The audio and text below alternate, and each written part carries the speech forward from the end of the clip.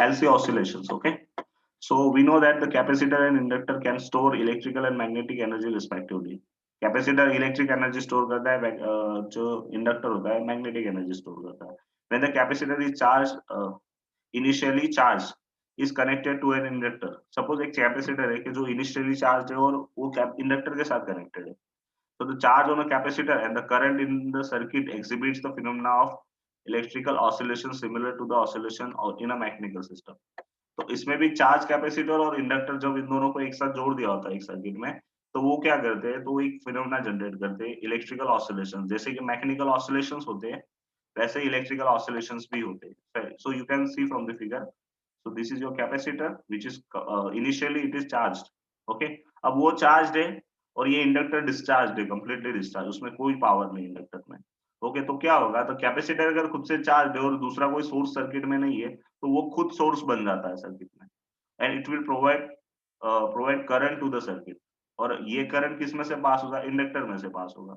अब करंट अगर इंडक्टर में से पास हुआ तो उसकी वजह से मैग्नेटिक फील्ड चेंज होगा, मैग्नेटिक फील्ड चेंज होगा तो फ्लक्स जनरेट होगा, फ्लक्स जनरेट होगा तो ईएमएफ आएगा, ईएमएफ आएगा उसका इंडक्टेंस आएगा और उसकी वजह से उसमें मैग्नेटिक एनर्जी स्टोर होगी in form of magnetic energy.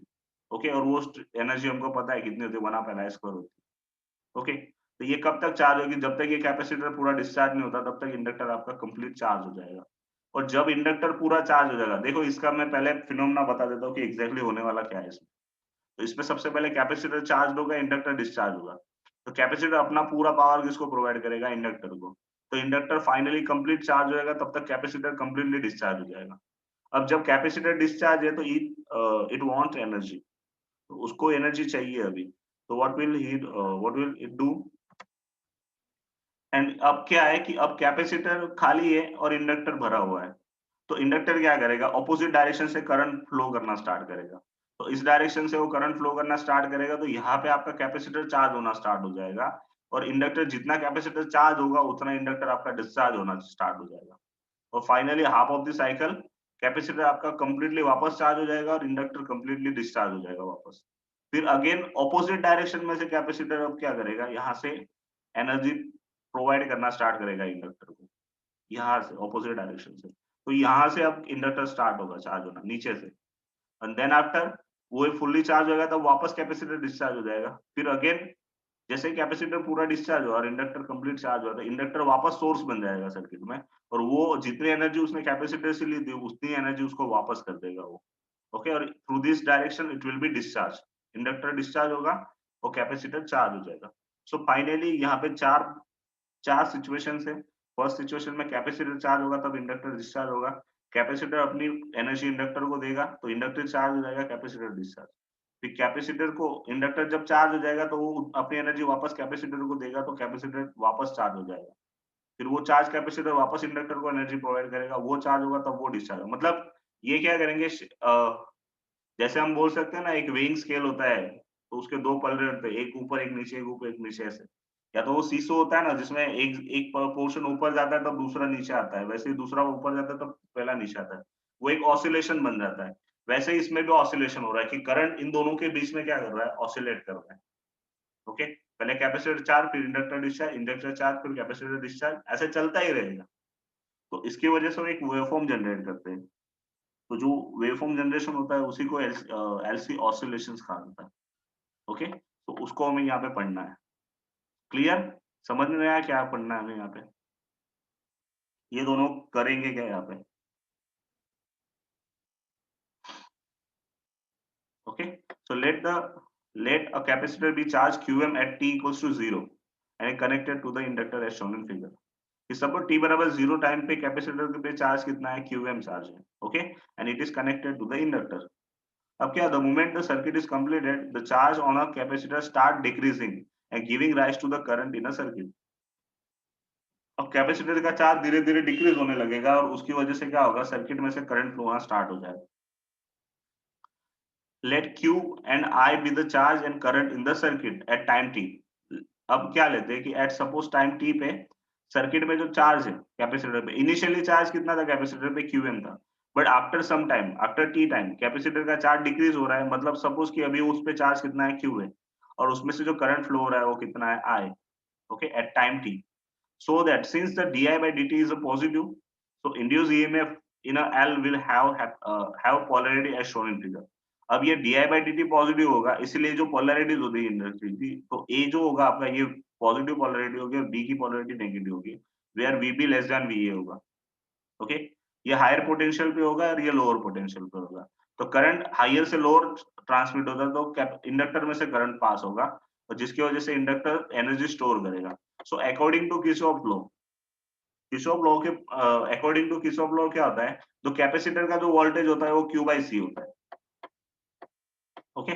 अब अगर हम ऐसे किरचॉफ लॉ लगाए तो यहाँ से हम स्टार्ट कर रहे हैं तो ये Q बाई C आएगा, फिर यहाँ से प्लस टू माइनस जा रहे हैं तो नेगेटिव आएगा, ये तो minus L D i by D T आएगा। यहाँ पे पता है ना वोल्टेज है ये, तो वोल्टेज में अगर हम प्लस से माइनस जाते हैं तो नेगेटिव लेना पड़ता है और इक्वल्स टू 0 ऐसा आएगा।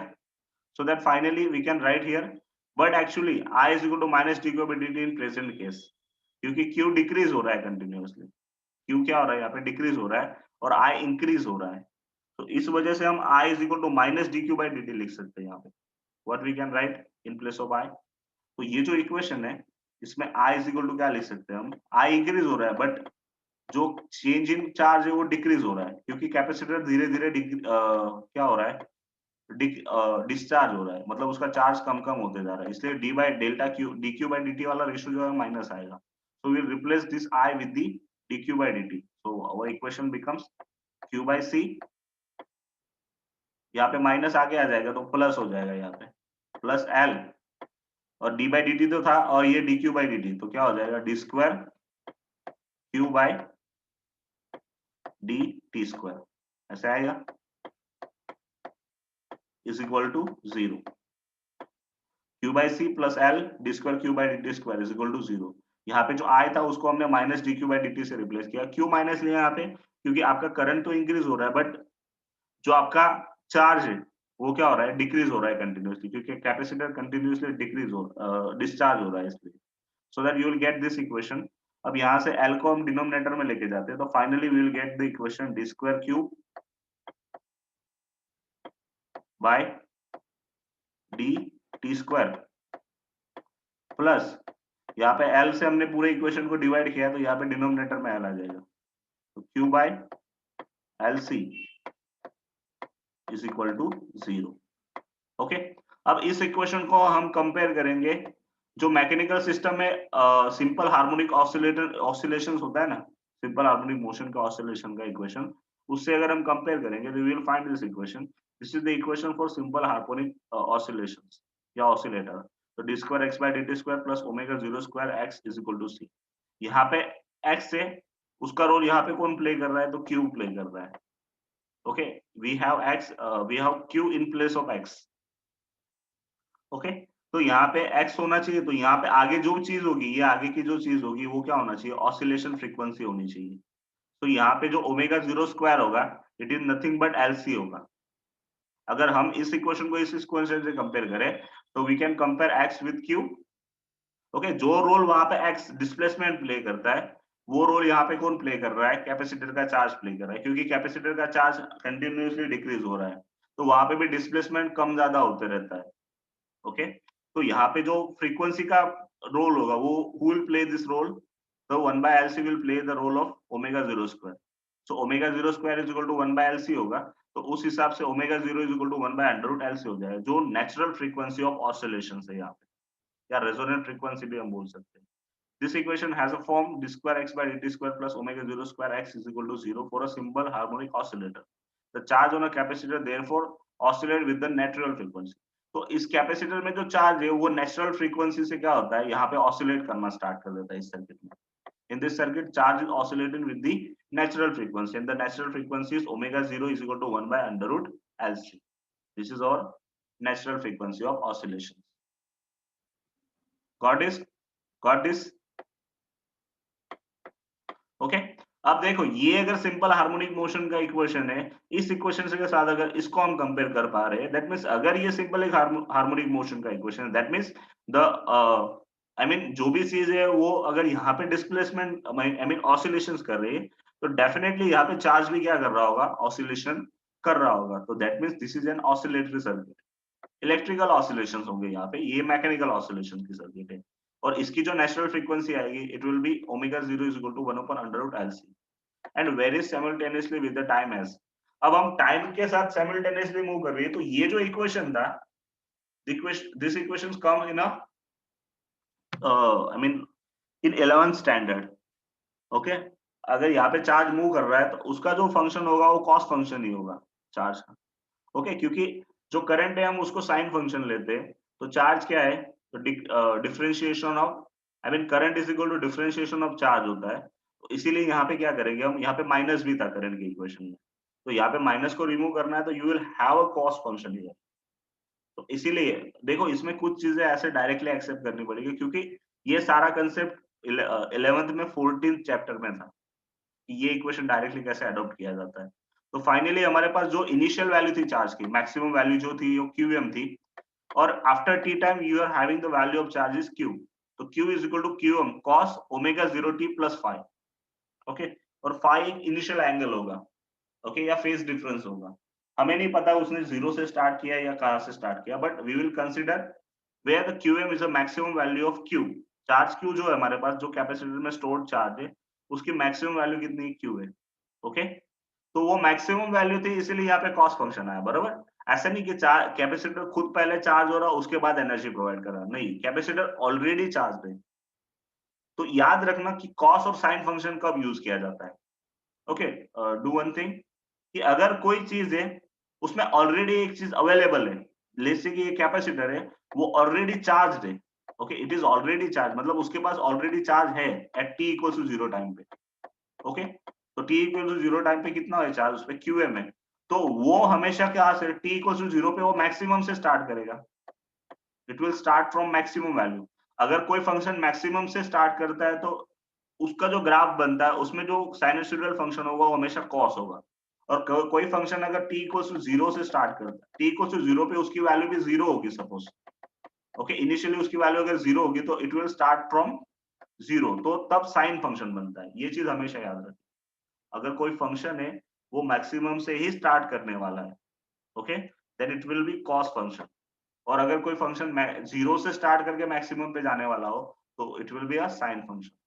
ओके, ये चीज याद रखना, ये मैथमेटिकल टर्म है, क्योंकि कॉस हमेशा मैक्सिमम वैल्यू से स्टार्ट करता है, क्योंकि कॉस 0 की वैल्यू क्या होती है, 1 होती है। Cos 0 becomes 1। Okay, that's why ये तो कॉस फंक्शन इज टेकन। और कोई इनिशियल फेज होगा, एग्जैक्टली 0 से ही स्टार्ट होगा ऐसा नहीं, आगे पीछे भी हो सकता है, so we need to have an initial phase. हमने कंसीडर, क्योंकि एक स्टैंडर्ड इक्वेशन लेना होता है सबसे पहले, तो Q is equal to QM cos omega 0 t plus phi. QM is a maximum value of charge Q and phi is a phase constant. Since the Q is equal to QM at t equals to 0, अब t equals to 0 time पे हमारे पास क्या है, Q is equal to QM है, we have already mentioned it at here, so that so we have cos phi is equal to 1 for phi equals to 0. अब cos phi बराबर 1 होगा कब, जब phi equals to 0। अब हम ऐसा consider करते हैं कि we have initial phase 0, we have 0 initial phase। okay, so therefore in a present case, अब ये केस में क्या होगा, हम फेज भी हमने 0 ले लिया, initial phase. Okay, phi equals to 0 ले लिया at t equals to 0 time, तब हमारा charge Q is equal to QM था। ओके, तो मैक्सिमम ही चार्ज है, तो फेज तो होगा ही नहीं वहां पे, तो that's why Q is equal to QM cos omega 0 t। Okay, and from that system इतना ही दिया इस सेमेस्टर में, तो Q is equal to QM cos omega 0 t है। Now we are going for a current, तो I is equal to minus dq by dt होता है, तो इसका डिफरेंशिएशन करेंगे, we are going to differentiate this term, so I is equal to nothing but minus dq by dt, minus dq by dt, so minus d by dt of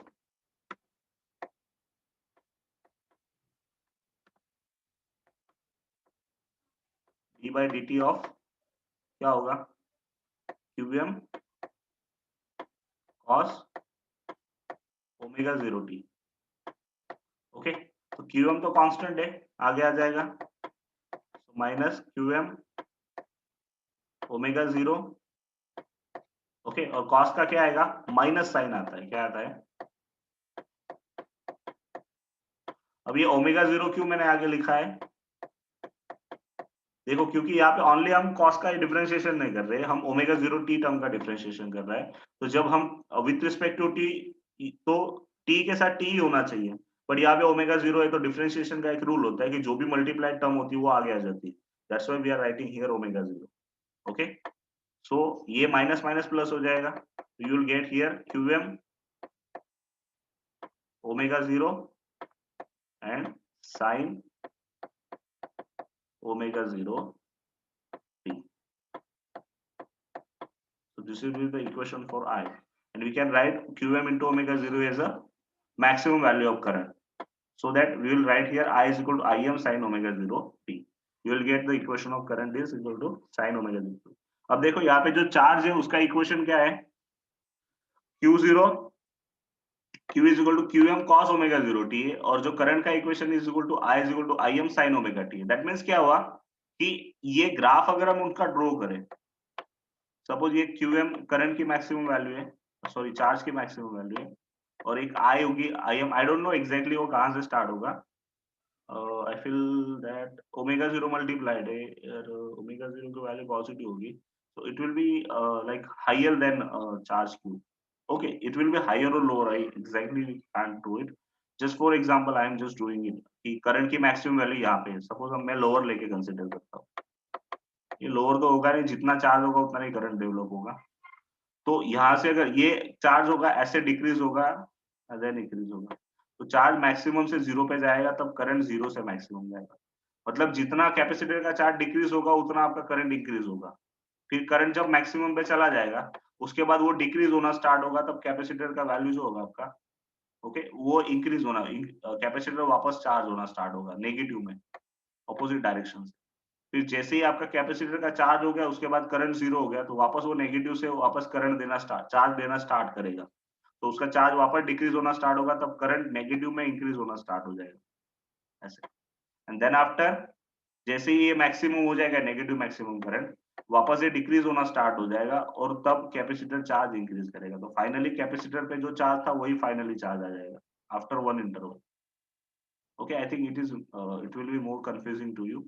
मैं इसको depth में बचाऊंगा, don't worry. अभी तो मैं let us try the visualize how to. अब यहाँ पे visualization है कुछ, okay, then just a comparison and sorry over.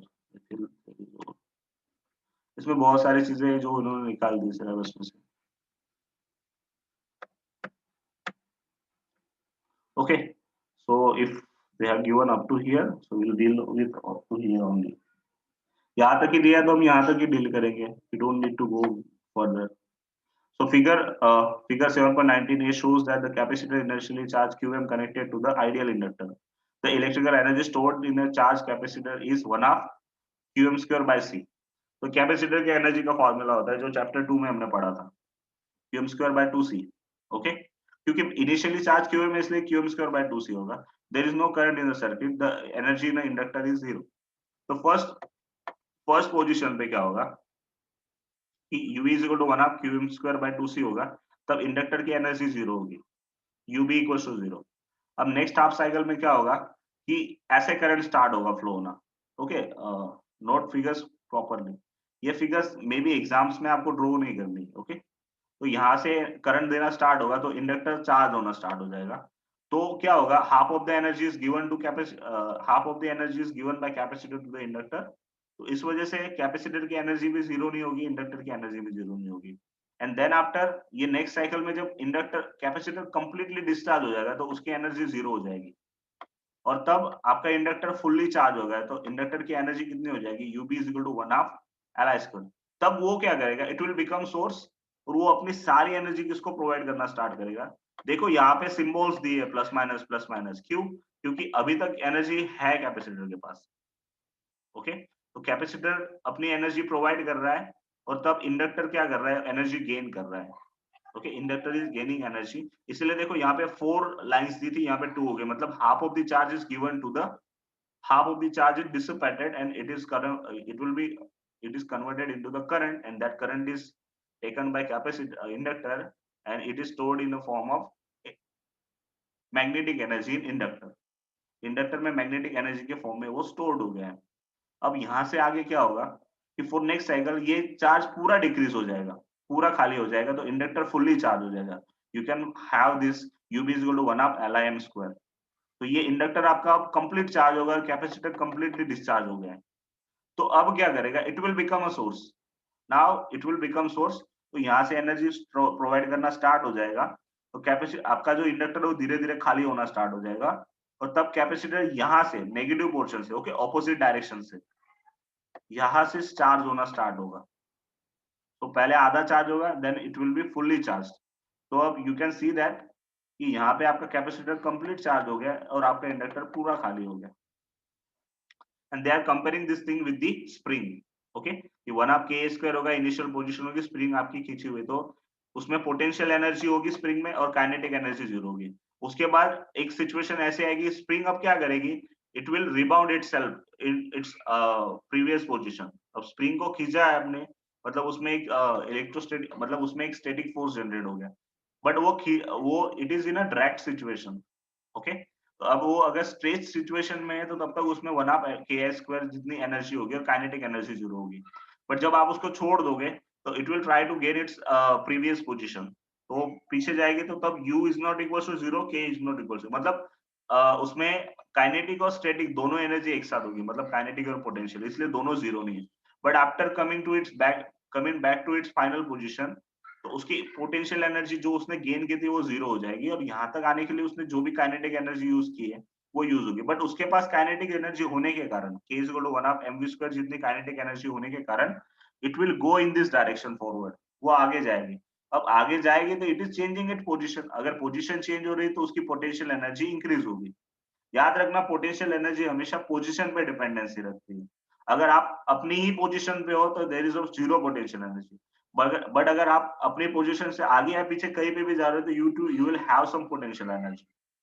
जब आपने वर्क डन किया है तो it will be stored in a potential, और वर्क डन किया है और उसके बाद कोई ऑब्जेक्ट है आपका, वो किसी एक पोजीशन पे जाके रुक गया। ओके, अगर कोई पोजीशन पे जाके रुका है, it is not it's previous position. Okay, किसी एक पोजीशन पे जाकर रुक गया, लाइक ये इसकी प्रीवियस पोजीशन है, ये उसकी मेन पोजीशन है, और यहाँ पे दोनों सिचुएशंस में वो अपने पोजीशन से अलग है। जहाँ पे उसकी मेन पोजीशन है वहां पे ही सिर्फ पोटेंशियल एनर्जी जीरो होगी। For any other case, rest of the cases it will be higher और लोअर, नेगेटिव और पॉजिटिव, बट होगी।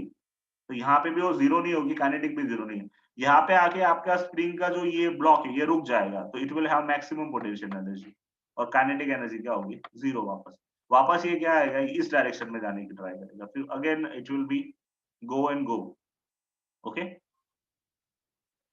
तो ऐसे ये ग्राफ है जिसको यहाँ पे उन्होंने एक्सप्लेन किया है completely. So I don't think so I will go in deep. Okay, sir लेकिन फिगर में ये यूनिडायरेक्शनल करंट क्यों रखा? इसमें हाँ, मतलब ये जो करंट दिख रहा है ना, इसमें एक चीज देख लो, इसमें ये जो चीज दी है ना, ये सिर्फ इतने पोर्शन के लिए दी है। याद रखना, it is for only half cycle. Okay, next half cycle के लिए कुछ दिया ही नहीं है। ये जो 4 फिगर्स है ना, it is up to here only. Clear? Got my point? इसलिए करंट यूनिडायरेक्शनली दिया है। अब इसके आगे की सिचुएशन क्या आती है, जब यहां तक आ गए आप लोग, इसके बाद की सिचुएशन क्या होती है कि अब करंट यहां से फ्लो होना स्टार्ट हो जाएगा। ओके, तो आपकी करंट की डायरेक्शन ऐसे हो जाएगी, फिर ये यहां से स्टार्ट होगा, फिर ये एनर्जी गेन करेगा, फिर ये इंटरमीडिएट सिचुएशन आएगी, कौन सी, तो ये वाले सिचुएशन। तब यहाँ पे एनर्जी दोनों की जीरो नहीं होगी, ऐसे करंट होगा। ओके, ऐसे इसमें हाफ ऑफ द एनर्जी होगी, इसमें भी हाफ ऑफ द एनर्जी होगी, तो ये यहाँ से एनर्जी गेन करेगा। अब ये जब कंप्लीट चार्ज हो जाएगा, देखो मैं एरो स्ट्रिप उल्टे ड्रॉ कर रहा हूँ, nothing else I am doing here. Okay, ये कंप्लीटली चार्ज हो जाएगा, ये कंप्लीटली डिस्चार्ज हो जाएगा। उसके बाद वापस क्या करेगा, अब ये इंडक्टर सोर्स बन जाएगा, और ये क्या बन जाएगा, गेनर बन जाएगा, it will gain the energy. Okay, तब क्या करेगा, इस डायरेक्शन में वो डिस्चार्ज होगा, और इस डायरेक्शन में वो मतलब कैपेसिटर इस direction, through this direction it will charge, और ये इसी डायरेक्शन से डिस्चार्ज होगा, और फाइनली ये वापस इस पोजीशन पे आएगा। It will B, don't compare this, suppose ये कंप्लीट पाथ है, तो ये वापस फुल्ली चार्ज हो जाएगा, ये फुल्ली डिस्चार्ज हो जाएगा। समझ में आया? जैसे ये 5 फिगर्स है ना फर्स्ट हाफ साइकिल के लिए, वैसे ये 5 फिगर्स उल्टी डायरेक्शन में सेकंड हाफ साइकिल, लेकिन ये यहां से जा रहा है ना, तो नेक्स्ट 5 फिगर्स होंगे ना वो एस डायरेक्शन में जाएंगे आप। Okay, you just need to modify this figures, but आपकी जो नेक्स्ट फिगर्स होंगी वो ये फर्स्ट फिगर बनेगा, ये सेकंड फिगर बनेगा, ये थर्ड फिगर बनेगा, ये फोर्थ बनेगा और ये फिफ्थ बनेगा। क्लियर? समझ में आया? Yes sir. क्लियर? इस हाफ साइकिल के लिए ये सिर्फ और सिर्फ इतने पोर्शन के लिए दिया था, और up to here only. Okay, थोड़ी देर में मैं बताऊंगा उसको भी पूरा कैसे क्या हो रहा है। ओके, तो यहाँ पे जो है हम अगर कंपैरिजन करें तो just compare all this things. Okay, तो सबसे पहले जो आपकी एनर्जी होती है, देखो इसमें सिर्फ आपको मेन चीजें कंपेयर करनी है। तो D square x by D T square is equal to omega zero x is equal to omega zero x is equal to zero होगा। तो ये आपका ऑसिलेशन का इक्वेशन है। तो यहाँ पे जो फ्रीक्वेंसी का इक्वेशन आता है वो omega zero equal to under root के बाई एम भी आता है, जहाँ पे के क्या है, स्प्रिंग कांस्टेंट है। क्योंकि हम अभी स्प्रिंग के साथ कंपेयर कर रहे हैं, तो के स्प्रिंग कांस्टेंट हो जाएगा और एम क्या है, उसका मास ऑफ द स्प्रिंग होगा। So X correspond to the Q. X के साथ कौन कंपेयर होगा, क्यों? ये एमसीक्यूज में पूछे जाते हैं, इसलिए इसको सही से पढ़ लेना इतनी चीज को। अब हमें पता है कि मैकेनिकल सिस्टम में F is equal to m a होता है, और एम क्या होता है, मास ऑफ द ऑब्जेक्ट या मास ऑफ द स्प्रिंग, और ए क्या होता है, उसका एक्सेलरेशन होता है। एक्सेलरेशन को हम डीवी बाई डी टी भी लिख सकते हैं, और उसी को हम d square x by D T square भी लिख सकते हैं। Okay, so that for this way you can write for an electrical system, जो पोर्शन यहाँ पे होता है उसकी जगह पे epsilon is equal to minus L d i by D t होता है, और आई को हम लोग d Q by D t भी लिख सकते हैं। तो finally minus L D square Q by D T square के साथ हम इसको कंपेयर करेंगे। मतलब यहाँ पे जो रोल फोर्स का होता है, वहां इलेक्ट्रिकल सिस्टम में वो रोल किसका होता है, वोल्टेज का, या हम बोल सकते हैं इलेक्ट्रोमोटिव फोर्स, ईएमएफ का। ओके, तो एप्सिलॉन और मतलब फोर्स का रोल कौन प्ले करेगा इलेक्ट्रिकल सिस्टम में, ईएमएफ। तो सिमिलरली जो चार्ज है उसका रोल कौन प्ले करता है, ये डिस्प्लेसमेंट एक्स। ओके, तो यहाँ पे जो मास है उसका रोल इलेक्ट्रिकल सिस्टम में कौन प्ले करता है, तो इंडक्टेंस कौन प्ले करेगा, inductor. Comparing this two equations we see that the L is analogous to mass m. L is a measure of resistance to the change in circuit current. मतलब क्या होता है कि L क्या करता है कि रेजिस्टेंस का मतलब सर्किट का जो चेंज ऑफ करंट होता है ना, उसको अपोज करता है। वो चेंज ऑफ करंट को क्या करता है, अपोज करता है। वही काम कोई मतलब कि मैकेनिकल सिस्टम होता है। तो मैकेनिकल सिस्टम में अगर किसी चीज को हम फोर्स लगा रहे हैं, तो अगर उसका मास ज्यादा हुआ तो आपको फोर्स ज्यादा लगाना पड़ेगा, अगर मास कम है तो आपको फोर्स क्या करना पड़ेगा, कम लगेगा। मतलब it resistance the force, it is resisting the force. कौन फोर्स को रेजिस्टेंस करता है, वहां पे मास रेजिस्ट करता है, यहाँ पे चेंज इन करंट को कौन रेजिस्ट कर रहा है, इंडक्टेंस रेजिस्ट कर रहा है। इसीलिए ये दोनों को कंपेयर कर सकते हैं हम, L is compared with the small m. Okay, similarly frequency omega zero is equal to 1/√LC होता है, तो उसकी जगह पे क्या होता है, omega zero equal to √K/m होता है। तो अगर हम इन दोनों को कंपेयर करें तो you can find that C is compared with 1/K, या तो K is compared with 1/C। K क्या है, स्प्रिंग कांस्टेंट है, यहाँ पे उसका रोल कौन प्ले करता है, तो कैपेसिटर प्ले करता है, पर 1/C आता है, तो K is compared with 1/C। Okay, तो similarly 1/C is equal to V/K होता है। जैसे कि हमें पता है ये कैपेसिटेंस सॉरी स्प्रिंग कांस्टेंट का इक्वेशन होता है फोर्स बाय डिस्प्लेसमेंट। तो यहाँ पे फोर्स इक्वल्स टू वोल्टेज होता है और displacement is equal to Q होता है, जो 1/C से कंपेयर कर सकते हैं, क्योंकि C is equal to Q/V होता है, तो 1/C इज इक्वल टू क्या होगा, V/Q होगा। Okay, so finally we can compare all this, mass with inductance, force constant. देखो ये मीटिंग 1 मिनट के अंदर डिस्कनेक्ट हो जाएगी, तो you need to connect it again. Okay, मैं वापस स्टार्ट करूंगा तो वापस कनेक्ट कर लेना। Mass with inductance, force constant K with 1/C, displacement with charge Q, velocity with current, mechanical energy का इक्वेशन 1/2 kx² + 1/2 mv² होता है, तो यहाँ पे q²/2c + 1/2 li² होता है। Okay, so join me again.